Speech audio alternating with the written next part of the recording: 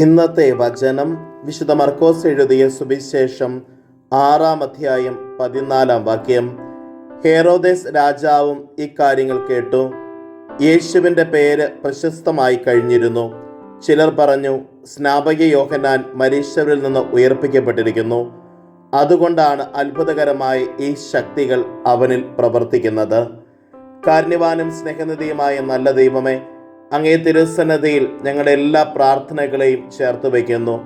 സ്നാപക യോഹന്നാനെ പോലെ അനുനിമിഷം ധീരമായി തിരുവചനത്തിനും ദൈവഹിതത്തിനും സാക്ഷ്യം നൽകുവാൻ, ഞങ്ങളുടെ ജീവിതത്തിൽ ഞങ്ങളുടെ ജീവൻ തന്നെ ത്യജിക്കേണ്ടി വന്നാലും വിശ്വാസത്തെ കാത്തുപരിപാലിച്ച് ജീവിക്കുവാൻ ഞങ്ങൾക്ക് അനുഗ്രഹവും കൃപയും നൽകണമേ.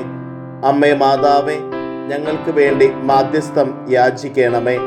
നമ്മുടെ കർത്താവ് ഈശോ മിശിഹായുടെ കൃപയും പിതാവായ ദൈവത്തിൻ്റെ സ്നേഹവും പരിശുദ്ധാത്മാവിൻ്റെ സഹവാസവും നാം എല്ലാവരോടും കൂടെ ഉണ്ടായിരിക്കട്ടെ, ഇപ്പോഴും എപ്പോഴും എന്നേക്കും. ആമേൻ. ഇന്നത്തെ നിയോഗം: സഹനങ്ങൾ സമചിത്തതയോടെ സഹിക്കുവാനുള്ള കൃപയ്ക്ക് വേണ്ടി പ്രത്യേകം പ്രാർത്ഥിക്കാം.